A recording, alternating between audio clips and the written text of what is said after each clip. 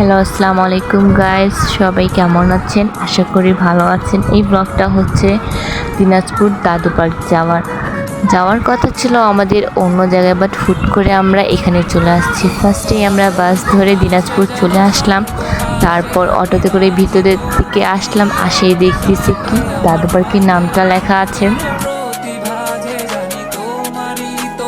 তারপর আমরা ভিতরের দিকে চলে যাচ্ছিলাম। ভিতরের দিকে যাওয়ার পরে আমরা টিকিট কালেক্ট করে নিছি। টিকিট কালেক্ট করার পরে আমরা এন্ট্রি নেব। টিকিটটা নেওয়ার পরে আমরা ভিতরের দিকে যাব। বাহিরে অনেক বেশি ভালো লাগতেছিল, ওটাই ভাবছিলাম ভিতরে আর কতটা না সুন্দর হবে।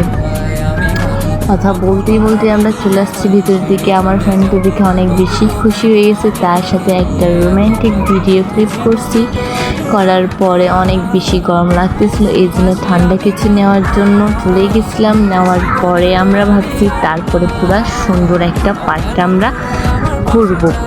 এইখানে যে রোদ রে বাবা, বলার কোনো কথাই নেই, মনে হয় ছায়া কোথাও খুঁজে পাওয়া যাচ্ছিল না। তাই আমরা তাড়াতাড়ি করে আবার সাইডগুলোতে চলে আসছি, যেখানে গাছ আর গাছ ছিল। ওরা যাচ্ছিল ছবি তুলতে, আমি এখানে ভিডিওগুলো করতেছিলাম। অনেক বেশি ভালো লাগছিল এই পার্কটা আমাকে। তারপর এই পানিটা দেখে আমি তো আর কন্ট্রোল করতে পারলাম না, আমি পানির সাথে খেলা করা শুরু করছি।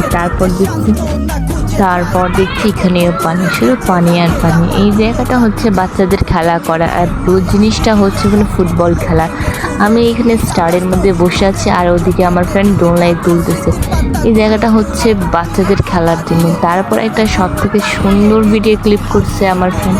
অনেক অনেক অনেক বেশি ভালো লাগছে। তিনজনকেই মাশাআল্লাহ অনেক কিউট লাগতেছিল আমাদেরকে। সুন্দর একটা ভিডিও করতে তো ওয়েদারটাও জোস, অনেক বেশি সুন্দর লাগছিল আমাদেরকে। সেই দিনটা একদম স্মরণীয় দিনটা হয়ে দাঁড়াইছে। তারপর আমাদের ক্লিপ নিয়ে নিচ্ছে আমার ফ্রেন্ড। খুব ভালোই লাগতেছিল, মানে ঘুরতে, ফ্রেন্ড বলে কথা। তারপর হেলে দুলে আস্তে আস্তে আমরা একটু শান্ত শিষ্টভাবে বসলাম। বসে চারিদিকের ভিডিও করতেছিলাম, ক্লান্ত হয়ে গেছিলাম। পানি দেখে, চারিদিকে সবুজ আবহাওয়া দেখে অনেক বেশি ভালো লাগতেছিল।